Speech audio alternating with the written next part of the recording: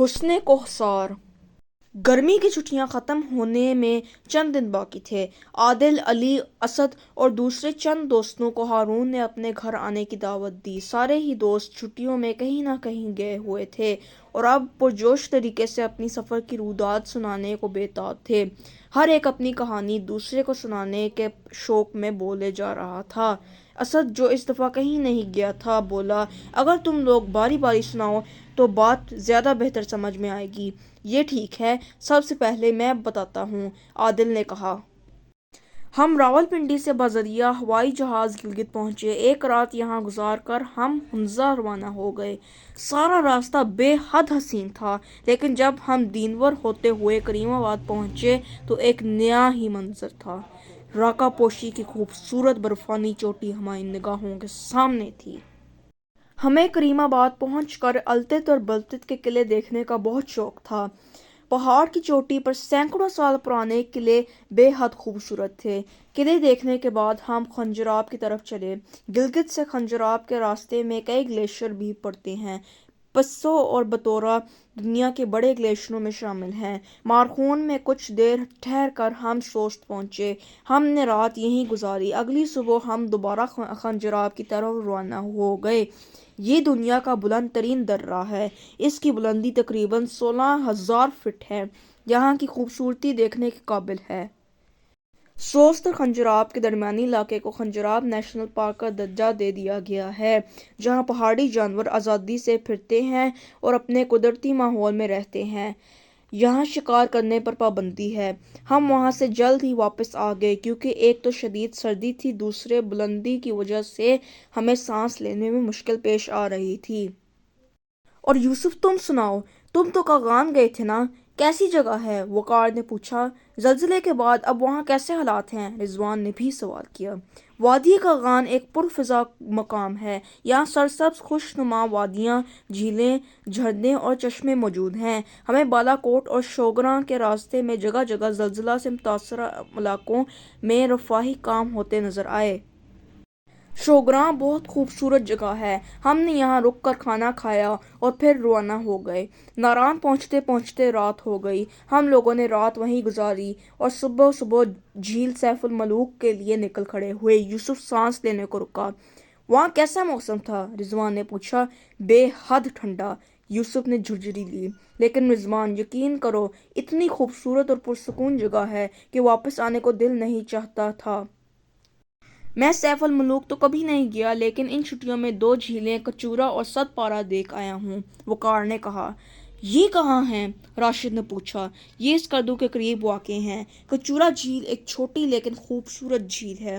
اس جھیل کے شفاف پانی میں تیرتے ہنس بہت بھلے لگتے ہیں۔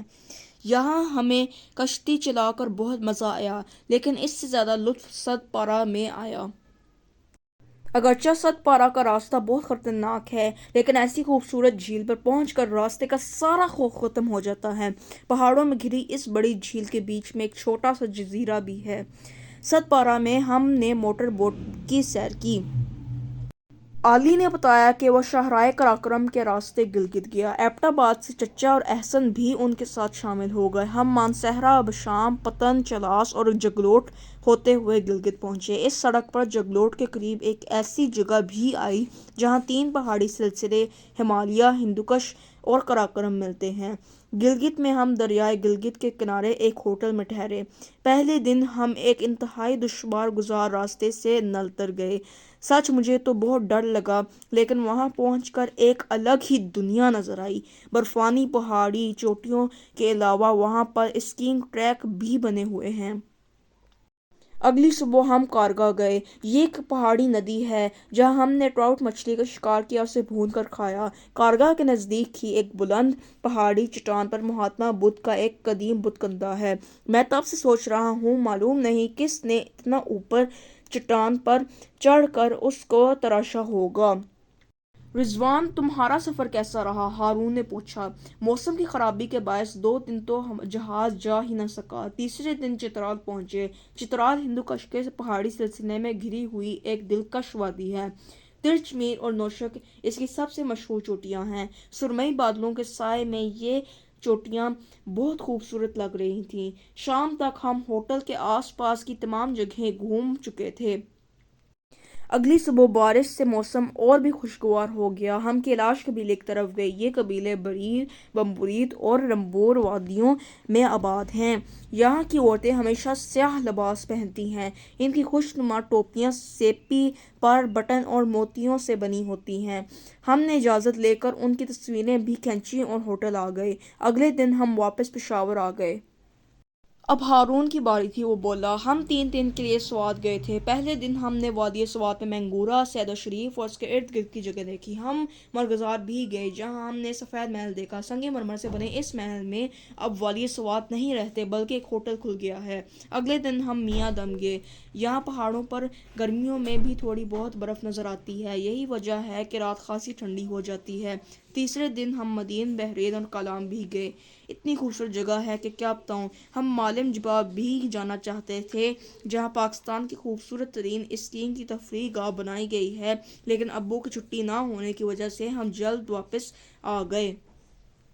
دوستوں کی باتیں سن کر اسد کا جی چاہ رہا تھا کہ وہ بھی ان خوبصورت علاقوں میں جائے۔ کاغان اور سوات تو میرے دیکھے ہوئے ہیں۔ بابا سے کہوں گا اگلی چھٹیوں میں مجھے کھنجراب لے جائیں، اس نے اپنے دوستوں سے کہا۔